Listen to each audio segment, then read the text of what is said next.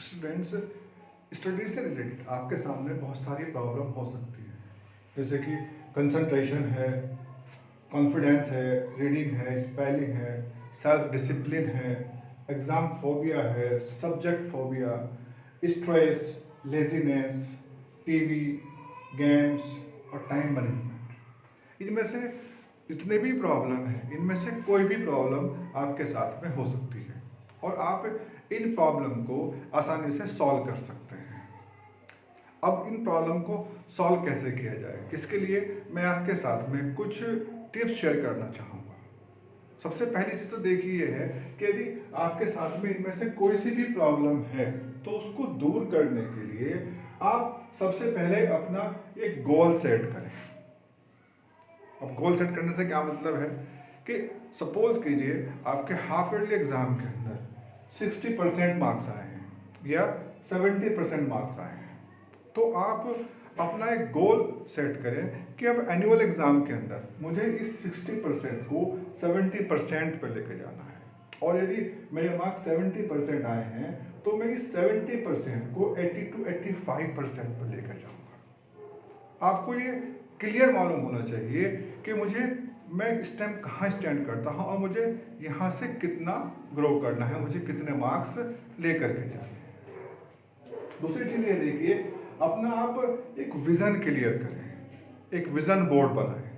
Vision board क्या है कि एक आप चार्ट पेपर के ऊपर या किसी भी एक अपने नोटबुक के एक पेज के ऊपर अपना एक विज़न क्लियर करें, उसके ऊपर लिखें कि मुझे क्या करना है। उसके ऊपर आपको 3 चीज़ें लिखनी है। सबसे पहले लिखिए आप अचीवमेंट, कि मुझे क्या अचीव करना है, कि मैथ्स में मुझे एग्ज़ाम के अंदर कितने मार्क्स लेके आने हैं, एसएसटी में कितने लेकर के आने हैं, और ऐसे ही साइंस में और हिंदी में मुझे कितने मार्क्स लेकर आने हैं, मुझे कितना स्कोर करना है।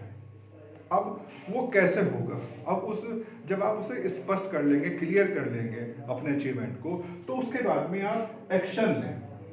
अब ये मार्क्स जो हैं हमारे, इतने % मार्क्स जो लेकर के आने हैं, हमें वो कैसे लेकर के आने हैं, उस पर जो आपको एक्शन लेना है उसे आप क्लियर वर्ड्स के अंदर उस अपने विजन बोर्ड के ऊपर लिखें। और सबसे ख़ास चीज़ ये है कि आपको यदि कोई अचीवमेंट लेना है, कोई अचीवमेंट प्राप्त करना है, तो आपको कुछ चीज़ों को छोड़ना पड़ेगा, आपको कुछ चीज़ें अवॉइड करनी पड़ेंगी। अब आपको अवॉइड क्या करना है, अपने विजन बोर्ड के ऊपर आप क्लियर करें कि मुझे ये अचीवमेंट लेने के लिए मुझे क्या छोड़ना है।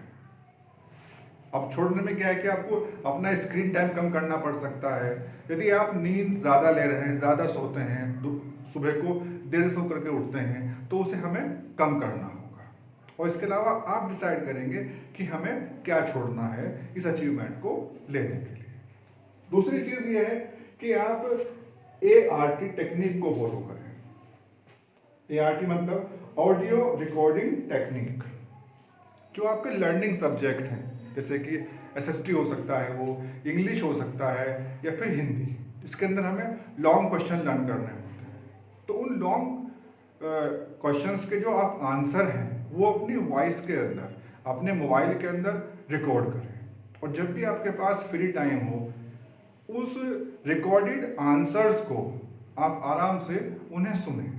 क्योंकि जब आप उन लॉन्ग आंसर्स को अपने वॉइस में सुनेंगे तो वो आप आराम से वो आपको लर्न हो जाएंगे, और जो आपका एक फ्री टाइम है उसका इस्तेमाल भी हो जाएगा। तीसरी चीज़ है देखिए, इफेक्टिव रीडिंग और लर्निंग। सभी बच्चों की एक कॉमन सी शिकायत रहती है कि वो जो लर्न करते हैं उसे वो भूल जाते हैं। तो इसमें कोई भी टेंशन लेने की ज़रूरत नहीं है, कोई परेशान होने की ज़रूरत नहीं है। क्यों? क्योंकि जो भूलना है वो हमारी एक नेचर है, और रिसर्च ये कहती है कि जो भी हम लर्न करते हैं उसका 80% हम 24 आवर्स में भूल जाते हैं। और अगर हम 2 दिन बाद की बात करें, जो आपने आज लर्न किया है 2 दिन बाद उसका आप 80 to 90% उसका आप भूल जाते हैं। अब इस जो हमारी ये भूलने की आदत है उसको हम कैसे कम कर सकते हैं? देखिए, जो भी आपने अपना स्टडी टाइम सेट किया हुआ है, टाइम को मैनेज किया हुआ है, उसके अंदर आप लास्ट में जब भी आप अपनी स्टडी क्लोज कर रहे हैं उसका में 40 मिनट्स, और ऐसे ही मॉर्निंग के अंदर भी जब आप पढ़ना शुरू करते हैं उसका जो 40 मिनट है वो आप बिल्कुल फ्री रखें रिवीजन के लिए। जो आपने आज पूरे दिन में लर्न किया तो लास्ट में उसे 30 to 40 मिनट के अंदर उस पूरे को आप एक बार रिवाइज करें। ऐसे ही मॉर्निंग में कुछ भी नया पढ़ने से पहले, नया लर्न करने से पहले जो आपने कल याद किया था, कल लर्न किया था, एक बार उस पूरे को आप रिवाइज करें। यदि आप इस टेक्निक को फॉलो करेंगे तो आपकी जो एक रिकॉलिंग पावर है, जो लर्निंग कैपेसिटी है, वो बहुत ज़्यादा बढ़ जाएगी। चौथी चीज़ है हैप्पीनेस एक्टिविटी। आप रोज़ 30 to 60 मिनट अपने उस एक्टिविटी को दें जिसको करने से आपको बहुत खुशी मिलती है, आप बहुत खुश कर होते हैं।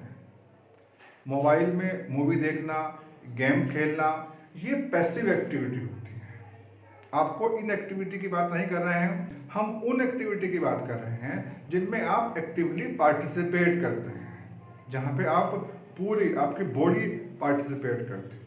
अब वो क्या है कि वो बैडमिंटन हो सकता है, क्रिकेट हो सकता है, या आप जॉगिंग कर सकते हैं। यदि आप रोज 30 to 60 minute in physical activities को देंगे तो इससे जो आपका एक स्टडी का स्ट्रेस है वो कम होगा। पांचवी चीज है आपकी स्टडी मेक ए हैबिट। जो आप स्टडी करते हो उसे अपनी एक आदत में शामिल करो।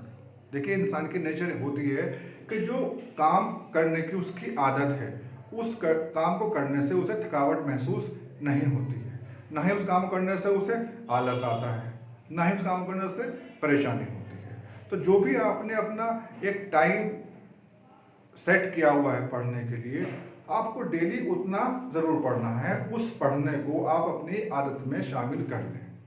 जब आप डेली उतने ही घंटे पढ़ेंगे तो वो आपकी एक आदत बन जाएगी, और कुछ टाइम बाद, कुछ दिनों बाद आपको इतने घंटे पढ़ने के, कुछ दिनों बाद आपको इतना घंटे पढ़ने में बिल्कुल भी ना तो बोरियत होगी, ना परेशानी होगी, और ना ही आलस आएगा। तो पढ़ने को अपनी आदत में शामिल करें। और जो 6th चीज़ है वो है आपका डेली मेडिटेशन। देखिए, मेडिटेशन करना हमारी बॉडी के लिए, हमारे माइंड के लिए बहुत ज़रूरी है।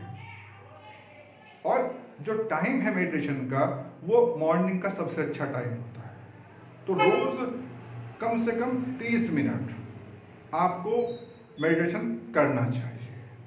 वो आप कोई प्रे कर सकते हैं, या बिल्कुल एकांत में शांत मन से बैठ करके आप अपनी सांसों को कंट्रोल कर सकते हो, अपने माइंड को कंट्रोल कर सकते हो। तो यदि आप 30 से 40 मिनट रोज़ मेडिटेशन को देंगे तो इससे आपके बॉडी के अंदर भी और आपके माइंड के अंदर भी एक फ्रेशनेस आएगी, और आपकी स्टडी उससे इम्प्रूव होगी। और सबसे जो लास्ट चीज़ है, बहुत इंपॉर्टेंट चीज़ है, वो है अवॉइड इन्फॉर्मेसिटी। देखिए, अब तक हमने जो भी आपसे बात की है वो की है हमने आपसे कि आपको क्या करना है, आपको अपनी स्टडी को इम्प्रूव करने के लिए आपको क्या क्या करना चाहिए। लेकिन क्या करना चाहिए से भी इम्पोर्टेंट चीज़ है आपको क्या नहीं करना चाहिए, आपको क्या नहीं करना है। तो क्या नहीं करना है, वो आपको इन्फॉर्मेसिटी से बचना है, मीन्स एक्सेस ऑफ इंफॉर्मेशन। सुबह से शाम तक हमारे माइंड के अंदर लगभग 60,000 थॉट्स आते हैं, तो हम उन सब चीज़ों को याद नहीं करना है। सुबह शाम तक हम बहुत सारी चीज़ें देखते हैं, सुनते हैं, पढ़ते हैं, तो हमें उन सब चीज़ों को लर्न नहीं करना है, सबको याद नहीं करना है। हमें केवल उन्हीं चीज़ों को याद करना है जिसको हमें याद करना चाहिए, जो हमारे लिए ज़रूरी है।